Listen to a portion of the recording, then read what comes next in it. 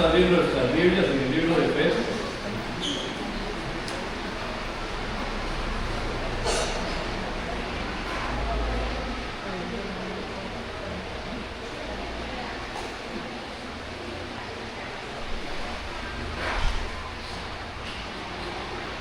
Libro de Efesios, vamos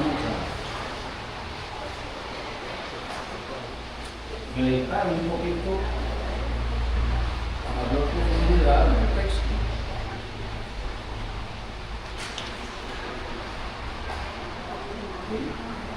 Vamos a leer del verso 11 al verso 22. Efesios 11 al 22.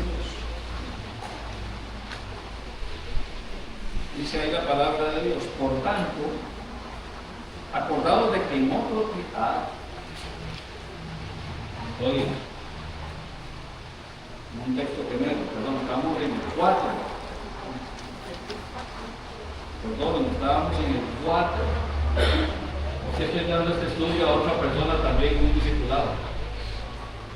Vamos para el 4, perdón. Ok, ya habíamos terminado en el de dio dones a los hombres, ¿verdad? Ok, por ahí vamos. A fin de perfeccionar a los santos para la obra del ministerio. Vamos del verso 13 en adelante, dice: hasta que todos lleguemos a la unidad de la fe y del conocimiento del Hijo de Dios, a un varón perfecto a la medida de la estatura de la plenitud de Cristo, para que ya no seamos niños fluctuantes, llevados por doquiera de todo viento de doctrina, por estratagema de hombres que para enseñar emplean con astucia las artimañas del error, sino que, siguiendo la verdad en amor, crezcamos en todo en aquel que es la cabeza, esto es Cristo, de quien todo el cuerpo, bien concertado y unido entre sí por todas las coyunturas, que se ayudan mutuamente según la actividad propia de cada miembro, recibe su crecimiento para ir edificándose en algo. Número 1, vamos a hacer una distinción. Una congregación no necesariamente es una iglesia. ¿Por qué? Porque en una congregación pueden haber salvos y salvos, de hecho, pero también hay gente que no salva. Y también dentro de esa gente que no salva, de vez en cuando Satanás mete encubiertamente herejías destructoras. De vez en cuando en esa congregación, estas personas que no conocen a Cristo llegan a ser maestros y llegan a tomar el púlpito y de un momento a otro transforman lo que debe ser un culto para la gloria de Cristo en un culto que tiene que ver con los hombres. En todas las congregaciones van a haber creyentes, pero no podemos esperar que una congregación como tal sea madura, crezca en la misma forma y que todos sean consagrados. Porque como decía el apóstol Pablo, inspirado por el Espíritu, algunos no son salvos, para vergüenza vuestra. Aquí lo que está hablando es de los creyentes, que son miembros de la Iglesia Universal de Cristo. Estos son los que van a crecer, los que van a madurar, los que están buscando la unidad en el vínculo de la paz, los creyentes. Los demás, estamos, oramos, trabajamos, pedimos, etcétera, para que el Señor les ilumine su corazón y puedan recibir a Cristo como Señor. Algunos pueden venir un culto a la iglesia de forma religiosa y salir de la iglesia de forma religiosa sin que pase nada en su corazón. Hay que ir entendiendo esto. No todos son hermanos. No todos son hermanos. Ojalá que todos los que estemos aquí ya seamos hermanos. Eso sería maravilloso. Pero siempre hay que estarle pidiendo a Dios. Porque no lo sé. Siempre pasa ese no lo sé. Ok. El propósito de los creyentes, de los que sí son cristianos, que están en esta congregación y en todas las demás congregaciones alrededor del mundo que se están reuniendo en este día para glorificar el nombre de Cristo, el propósito para ellos es que lleguemos todos a la unidad de la fe. y del conocimiento del Hijo de Dios. La unidad de la fe. Mire, tenemos un libro que manifiesta cuál es la fe en la que creemos. Es un libro, uno. O sea, no entiendo o no comprendo, irónicamente hablando, por qué si tenemos una sola instrucción, hay 7 maneras diferentes de obedecerlo. No lo entiendo. No lo entiendo por qué los hombres tratan de interpretar la palabra de Dios según su concepto humano, para llenar la carnalidad de la gente que los escucha, o para recibir aplausos, o para sacar más dividendos o dineros de las personas que los oyen. No entiendo por qué sentarse en un congreso de supuestos hombres de Dios para discutir quién tiene la razón. Porque si hay 2 personas, pastores o teólogos, que discuten de la Biblia, que tienen puntos completamente encontrados, uno tiene la razón y el otro está equivocado. No es posible que los dos tengan la razón. Alguno me engaña y otro me dice la verdad. Y yo como hijo de Dios, ¿qué es lo que quiero? El engaño puede servirle a mi carne, pero a mi espíritu no. Necesito que me digan la verdad, aprender la verdad, porque la verdad me hace libre. La verdad me permite avanzar, me permite crecer en santidad. Entonces tenemos que ser muy entendidos sobre estos conceptos. Vean, metiéndome un poquito más, hay 9 doctrinas fundamentales. 9. Habría que estudiarlas uno a uno, etc., pero hay 9. Muchas de esas de ustedes los conocen. Y hay doctrinas que son generales. Puede ser que en las doctrinas generales no nos pongamos de acuerdo.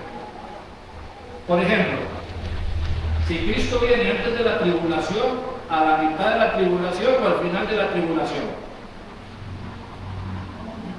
¿Es una doctrina fundamental o es una doctrina general? Es una doctrina general. Estamos de acuerdo en una cosa, ¿en qué? En que Cristo viene. No estamos de acuerdo en cuándo viene, pero sí viene. Ahora, si usted me dice, mami, ¿cuándo viene Cristo? Está claro. Yo lo veo que sí. Pero la verdad es que enseñarlo así o verlo de otra manera no le va a quitar la salvación a nadie. Pero lo que son doctrinas fundamentales no podemos, hermanos, discutir por lo que está en la Biblia. Por ejemplo, la salvación es por gracia, no por obras. Y lo fundamental. Y alguien dice, es que el Señor Jesús, y lo dice, es que el Señor Jesús puso el 60% y nosotros nos toca poner el 40%. Esa persona que dice eso, ¿qué es? Mentiroso. La salvación no depende absolutamente nada a ningún esfuerzo humano. Y esa era una de las discusiones que había en Gálatas, en el libro de Gálatas, y por eso se escribió el libro de Gálatas. Y con todo eso, hoy se sigue enseñando contrario a lo que la Biblia dice. Necesitamos llegar a la unidad, hasta que todos lleguemos a la unidad de la fe, hasta que todos creamos lo mismo. Y cuando decimos creamos, es que creamos con la misma pasión, dispuestos a dar la vida por eso, porque si yo no creo en algo, yo no doy la vida por eso.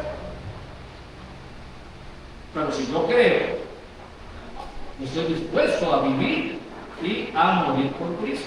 Gracias al Señor que vivimos en Costa Rica. Pero hoy muchos creyentes en diferentes lugares están sufriendo martirio por causa de la fe.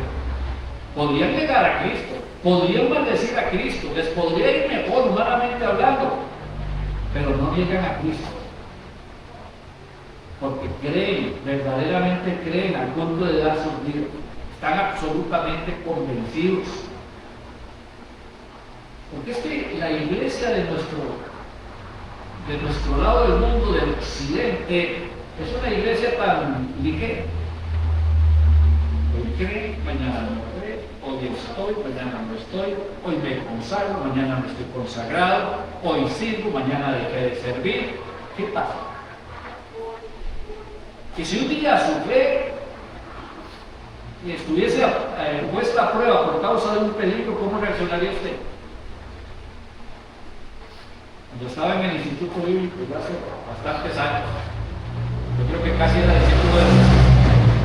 Cuando estaba en el instituto, nos contaron una historia, una anécdota, que sí sucedió. Había una iglesia que se reunía a escondidas, detrás de la cortina de hierro, todos aquellos países que habían sido dominados por el comunismo. Y esta gente estaba ahí escondida. Y de un momento a otro entró un hombre del ejército, un grupo de hombres con armas pesadas. Nada más dijo: los que no son cristianos hablan. Y sonó el. Bueno, para sorpresa no salieron todos. Muchos se fueron, pero para sorpresa no salieron todos. Y volvió a ver a los que quedaban y decía: es que queríamos reunirnos con creyentes verdaderos. Y el culto se fue. En otro lugar, quizá la experiencia hubiera sido y todos se murieron. Pero resulta, ¿qué hubiese pasado? Yo siempre me quedé con ese. Soy muy imaginativo. Me van contando el relato, yo estoy sentado ahí y escuchando todo y viendo todo. La unidad de la fe. La unidad de la fe. No podemos estarnos peleando por la doctrina.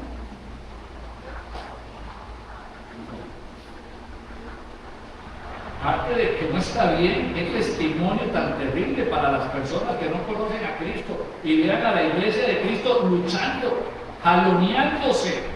Yo tengo la razón, no, usted tiene la razón, no, usted es un apóstata y aquel es el ungido. Por el amor de Dios. Como si la iglesia estuviese siguiendo ojos. La iglesia solamente pone los ojos en una sola persona y adora a esa persona. ¿Quién es? Jesucristo. Nuestro único y suficiente Salvador.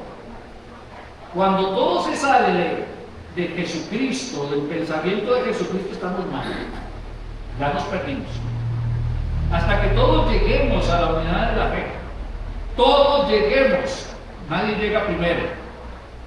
En este plan de Dios, o llegamos juntos o no llegamos.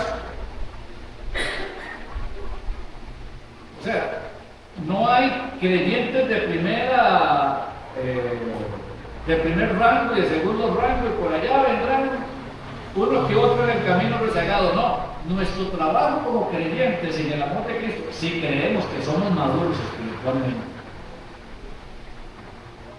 Porque puede ser que alguien tenga más de 20 años y le diga a Pablo: es que ustedes son como niños, todavía necesitan leche y no vean. Si somos maduros o nos creemos maduros espiritualmente, nuestro trabajo ¿qué es? Ir a buscar a los rezagados. Ir donde están los enfermos, orar por ellos. Discipular a otras personas, sentándose a meditar la palabra de Dios con ellos. Ayudándoles a que vean con claridad, iluminándoles el camino, como otros también lo han iluminado para nosotros.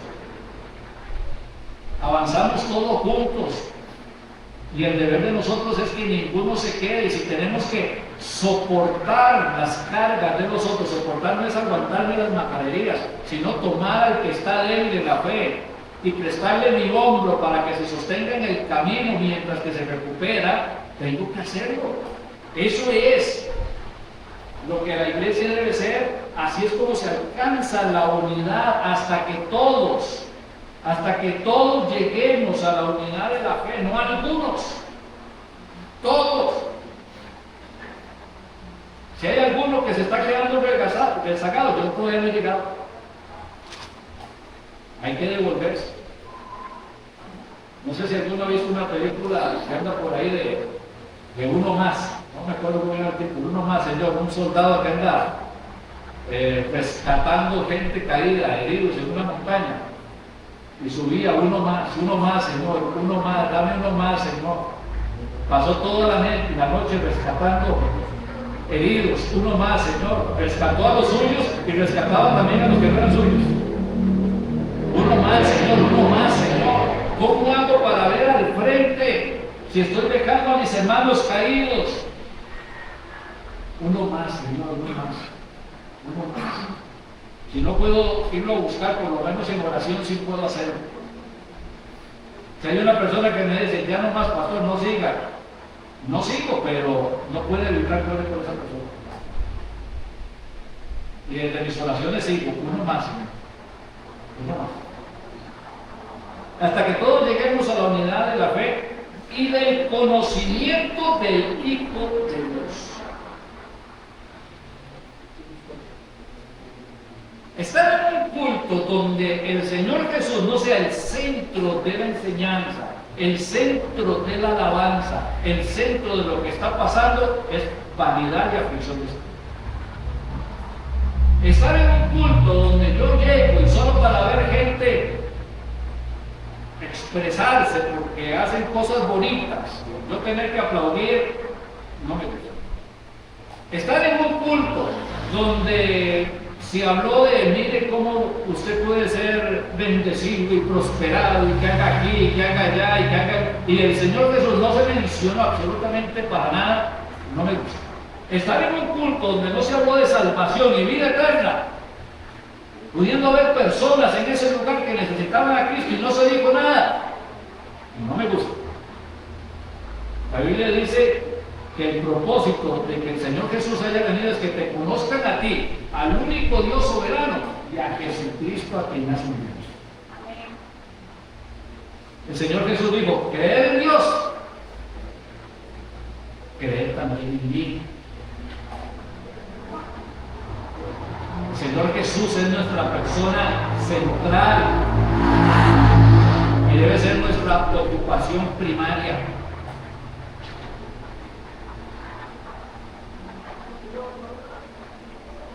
Volvimos decididamente por los signos, porque los signos tienen una cosa que los otros campos no tienen. Cristo es la persona central de la alabanza. Digo a Cristo, Él es tu amigo fiel. No hay otro amigo como Cristo. Confía tan solo en Él. En Jesucristo se halla la paz y no las medias de competencia. Jesucristo tiene que ser el centro. No el hombre. El hombre que adora al hombre se perdió.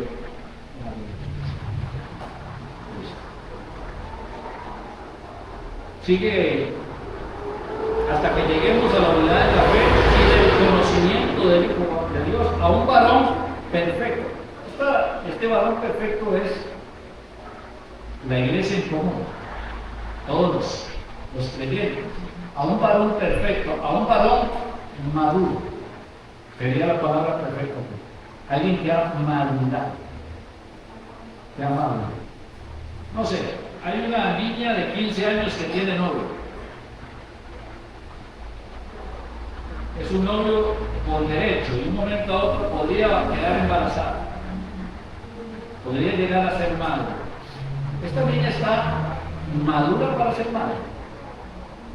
Potencialmente, sí, ¿verdad? O sea, puede llegar a ser mamá, pero está madura emocionalmente, intelectualmente para poder ser madre. Todavía le falta, ¿verdad? Falta recorrido. Y en este mundo tan perverso y cochino, dijo mi esposa, necesita más de Cristo todavía. La madurez, cuando habla aquí de perfecto, está hablando de ser maduro. Por ejemplo, cuando están hablando de poner una anciana de la iglesia, dicen no un neófito, o sea, no una persona nueva, no una persona inmadura. Tiene que ser una persona madura, demostradamente madura. O sea, que sea marido de una sola mujer, sobrio, prudente, poderoso, hospedador, no dado el vino, no pendenciero, no codicioso de ganancias deshonestas.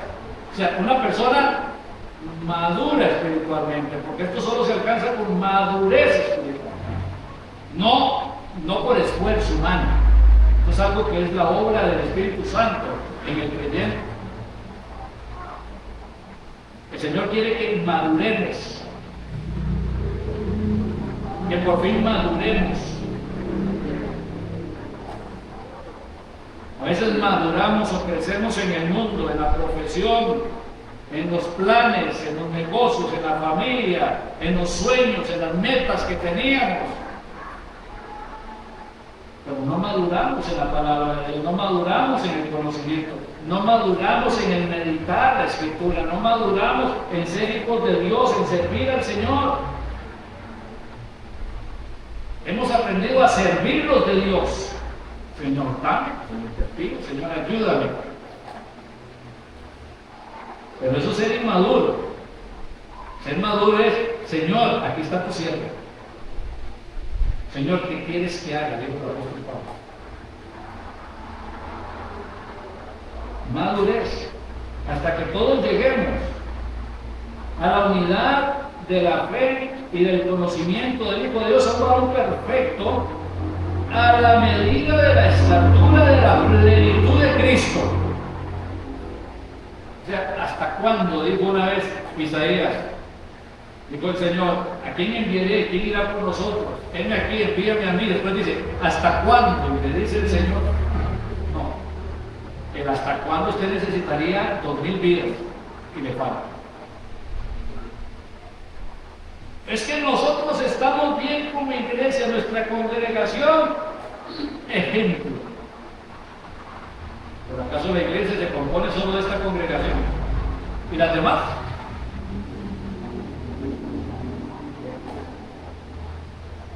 Hasta que todos lleguemos, todos, los de esta congregación, los de aquella congregación y los creyentes que están en Europa también.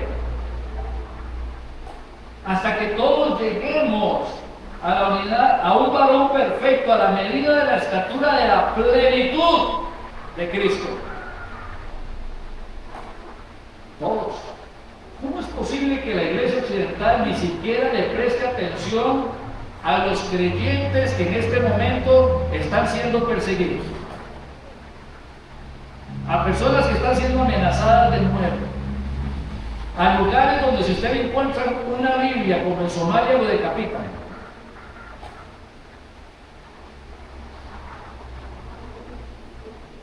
Y el amor creyente, el amor cristiano, el amor por esos hermanos en Cristo. Dice la palabra de Dios que la oración eficaz del justo puede morir. Y dice la palabra de Dios, está alguno enfermo, llame a los ancianos de la iglesia y oren por él. Porque la oración eficaz del justo puede morir. Pero cuando nos reunimos para orar, usted le niega las oraciones a las personas porque usted no viene a orar o no quiere orar. Porque la oración tiene que ver con usted, no tiene que ver con los demás. Eso es ser egoísta. Eso es falta de madurez espiritual. Si usted puede venir, al caso de los que no pueden, bien, tiene lógica, ¿verdad? Pero si usted puede venir, no le niegue su oración a alguien que la necesita.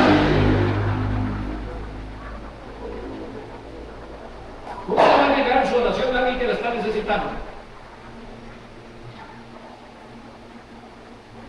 La oración hecha conforme a la voluntad de Dios activa la voluntad de Dios. Cuando Elías oró para que no lloviese, durante 3 años él oró conforme a la palabra de Dios, que decía que si el pueblo se volvía idólatra, entonces Dios iba a cerrar los cielos. Y Elías le dijo, Señor, tu palabra dice que si hay idolatría, cierra los cielos, y no llovió durante 3 años y medio. La oración activó la voluntad de Dios. Por eso la oración eficaz es poderosa.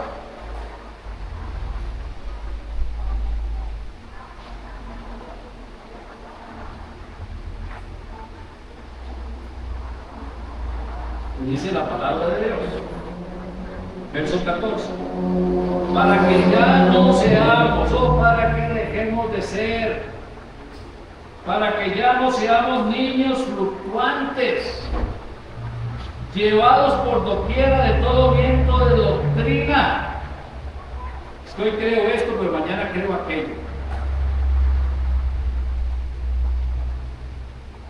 ¿Cómo? O sea, entonces todo lo que usted vivió tantos años fue un desperdicio, porque le estaban mintiendo, seguro. Seguimos otra doctrina. Es que ahora me he pasado. Hasta que vuelva a entender otra cosa y se pase.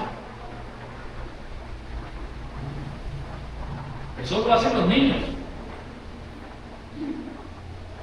Un niño hoy está jugando con Juanito porque es su mejor amigo y se pelearon, y mañana está jugando con Pablito y después vuelve a jugar con Juanito. Son niños. Imagínese el Señor Jesús: Pedro, me traicionaste, fuera contigo. Levantemos otro Pedro. El Señor era fiel. La fidelidad es algo, hermanos, que parece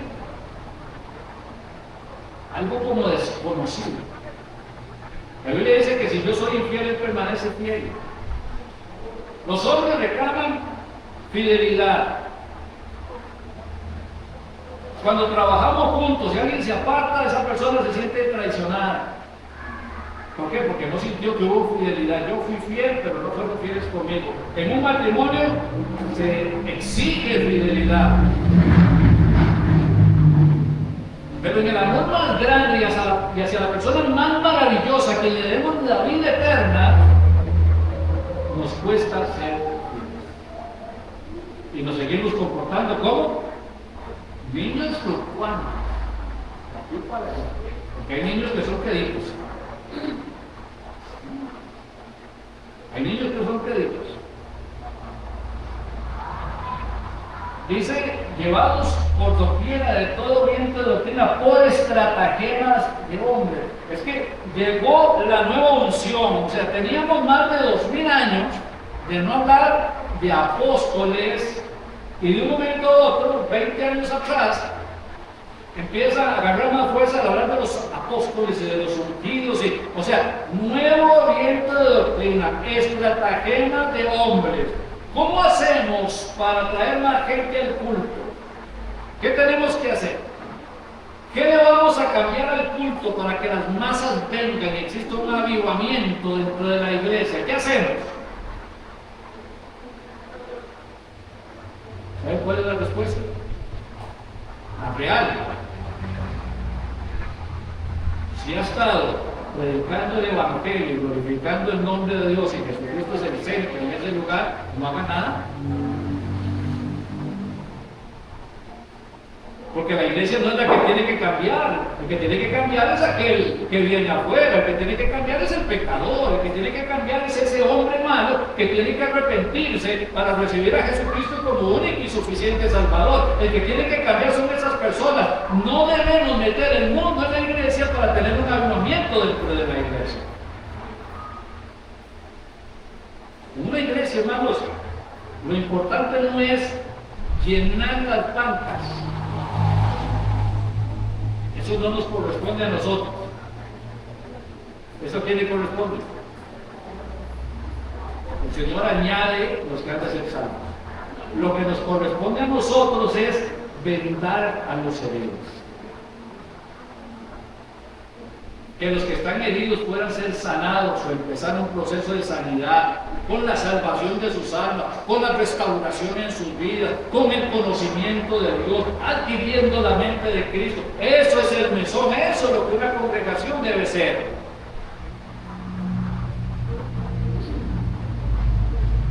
En estos días andaba con una persona y alguien le puso un mensaje. Y le dice: es que me acabo de tomar una enorme cantidad de pastillas. ¿De qué es eso, Señor?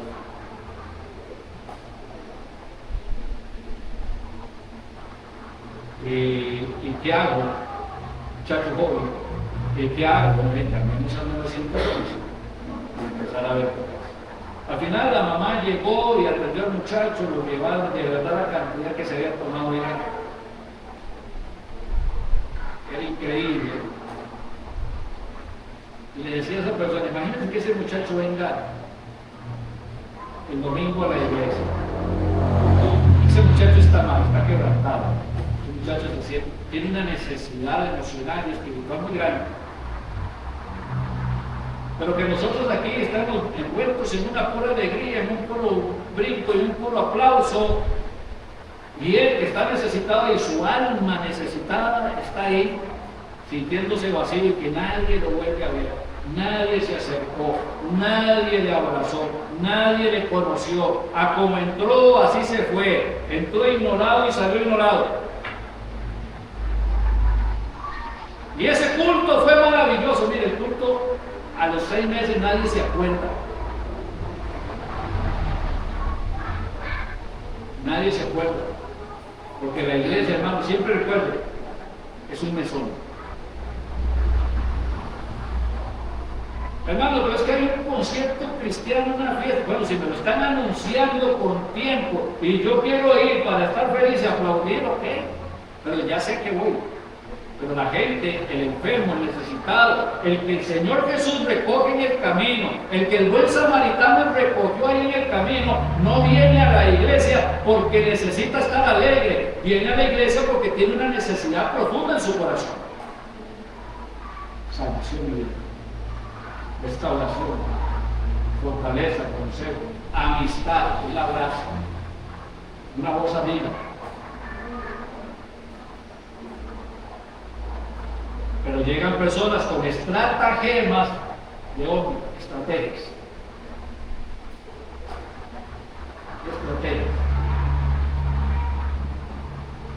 Que para engañar emplean con astucia las artimañas del error. Mire cómo los hacemos que se equivoquen y nadie se dio cuenta. Sino que siguiendo la verdad en amor, una fe, una verdad, y siguiendo esa verdad, ¿en qué? En amor. Crezcamos en todo en aquel que es la cabeza, esto es Cristo. De quien todo el cuerpo, o sea, la iglesia, bien concertado y unido entre sí por todas las coyunturas, somos diferentes partes del cuerpo de Cristo que servimos a Cristo dentro de esa posición con los dones espirituales que el Espíritu Santo nos concedió para hacer su obra. Bien concertado entre sí por todas las coyunturas que se ayudan mutuamente según la actividad propia de cada miembro, recibe su crecimiento para ir edificándose en amor. Y vuelve otra vez a aparecer la palabra el amor. Y todo lo que hago tengo que hacerlo con amor.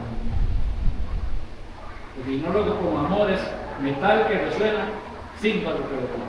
Hoy usted vino a la congregación en amor, ¿vino para amar a Dios y amar a los hermanos? ¿O solo vino?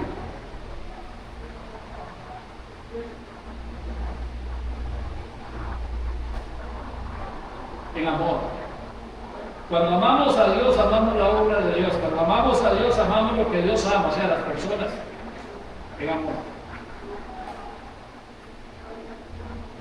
Y amar a Dios tiene sus consecuencias benditas. Y termino con esta texto. Por cuanto tenía puesto su amor, yo lo libraré. Le pondré en alto, por cuanto ha conocido mi nombre. Me invocará, yo lo libraré. Con él estaré en angustia. Lo libraré y le glorificaré. Lo saciaré de larga vida y le mostraré mi salvación. Y todo con consecuencia por cuanto en mí apuesto. Amado Padre, gracias por toda nuestra expresión. Rogamos que tu palabra caiga, Señor, en buena tierra y que pueda dar buen fruto. Bendice a estos hermanos que hoy estamos presentes y bendice, Señor, sus hogares. Para que los que estamos hoy presentes seamos luz para los que no pudieron venir. Y ellos, Señor, se entreguen de corazón. Ahora bendice, Padre, los alimentos que vamos a disfrutar en compañía con los hermanos, que sean para bien de nuestros cuerpos y la gloria tuya. Suple la mesa de los hermanos que no tienen. Bendícele, Señor, en el nombre de Cristo. Y que podamos pasar un buen tiempo en tu familia. Lo pido en Cristo. Amén. Y